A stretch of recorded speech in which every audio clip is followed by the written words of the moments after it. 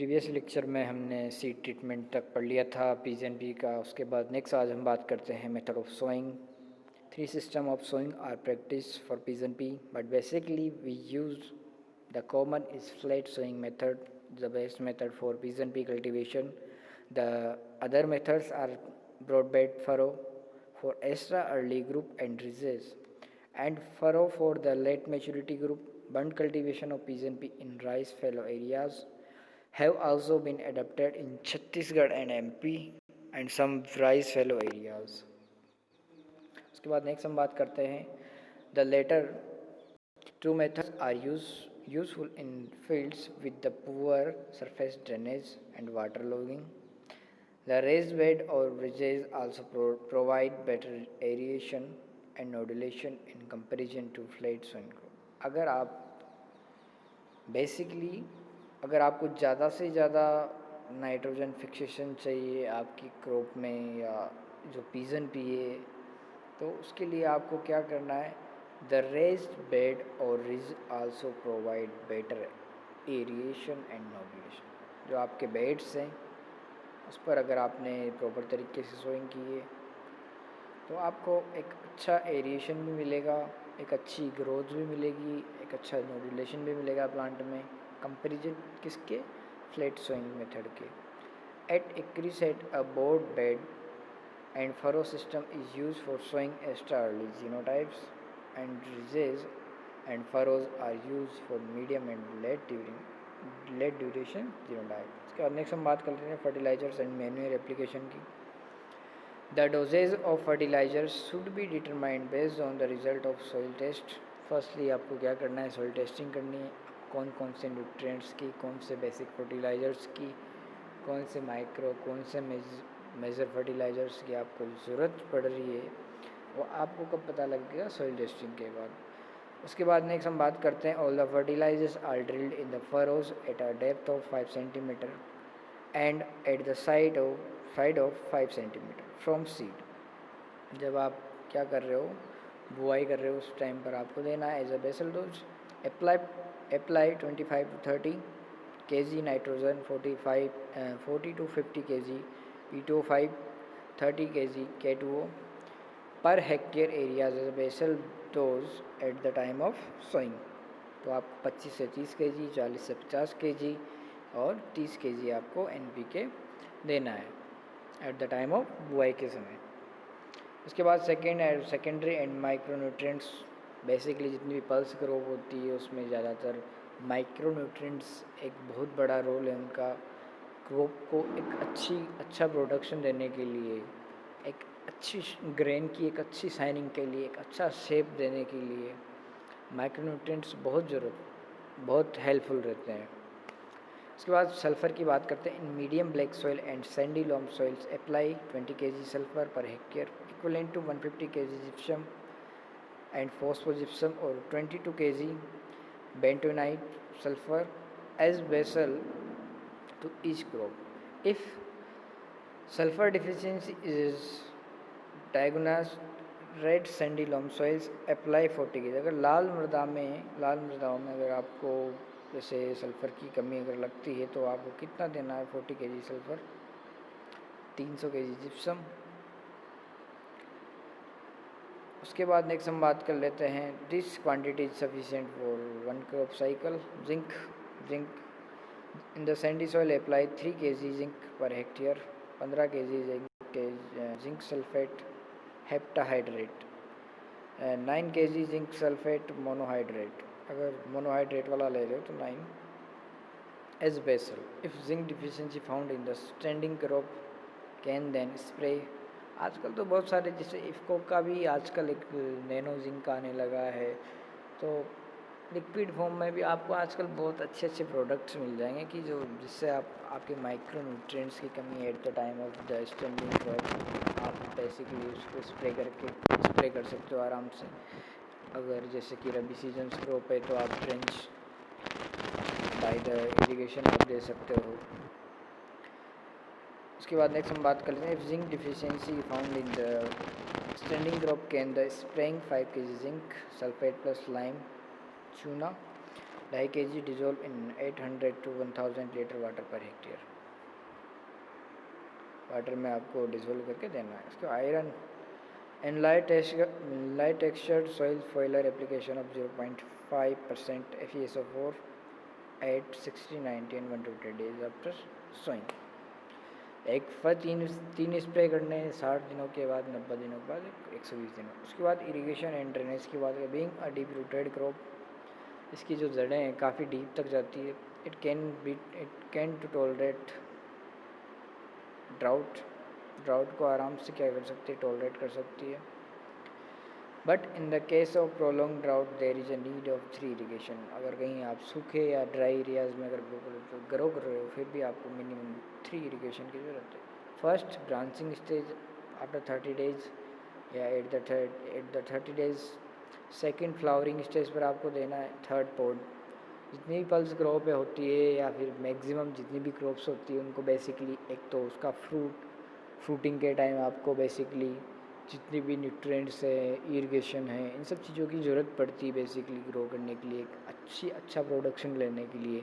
उसके बाद नेक्स्ट हम बात कर लेते हैं जैसे फ्लावरिंग स्टेज हो गई, क्योंकि फ्लावर से जब अच्छा बनेगा तो ऑब्वियसली जो आपका फ्रूट है ऑब्वियसली अच्छा बनेगा। उसके बाद pre requisite for the success of vision P is proper drainage. Ridge planting is effective in areas where subsurface drainage is poor. There is provide enough aeration. This provide enough aeration for the roots during the period of excess rainfall.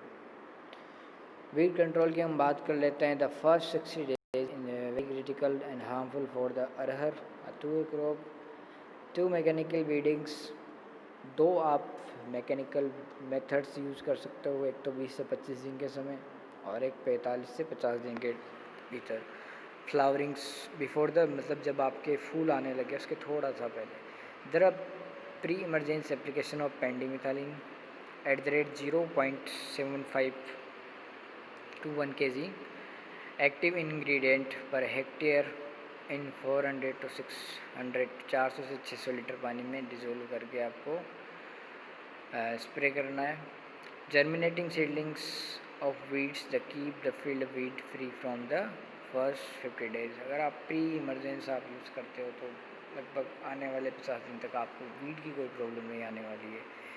If a weed found from long time use fluchloralin. अगर ज़्यादा time तक अगर आपको जैसे कि weeds वगैरह दिखाई देते हैं तो फ्लो क्लोरिन आप यूज़ ले सकते हो। उसके बाद नेक्स्ट हम बात करते हैं इसमें एलाक्लोर बिफोर सोइंग आप यूज़ ले सकते हो प्री इमरजेंसी के रूप में। हार्वेस्टिंग एंड थ्रेसिंग की हम बात कर लेते हैं। With 2/3 of 3/4 pods at maturity judges by changing their color to brown in the best harvesting time। जब आपकी फलियाँ अरहर की ब्राउन कलर की होने लगे सबसे बेस्ट टाइम माना गया है इसका हार्वेस्टिंग के लिए। The plants are usually cut with a sickle. हंसिए की सहायता से आप क्या करोगे, इसको हार्वेस्ट करोगे with 75 centimetre above the ground, लगभग 75 सेंटीमीटर की ऊंचाई से। Harvested planted should be left in the field for sun drying for 3 to 6 days depending on the season. काटने के बाद या कटाई करने के बाद 3 से 6 दिन के लिए आपको धूप में सुखाने के लिए छोड़ देना है उसको फील्ड में। Threshing is done either bye beating the pods with stick. आपको हाथों से या फिर डंडों से क्रश कर सकते हो आप पोड्स को, उसका जो भी ग्रेन है उसको निकाल सकते हो। The proportion of seed to pods is generally 50 to 60%। The clean seed should be sun dried for 3 to 4 days। लगभग आप ग्रेन को क्या करना है, सीड को 3 से 4 दिनों के लिए सुखाना है धूप में। देयर मॉइस्चर कंटेंट 9 to 10% फोटो safely store in appropriate beans.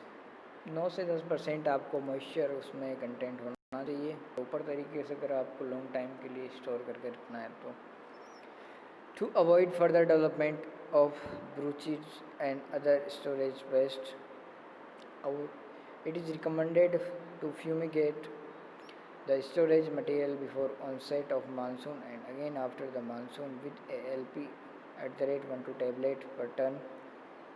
ये ट्रीटमेंट है अगर आपको स्टोरेज पेस्ट से बचना है तो उसके लिए।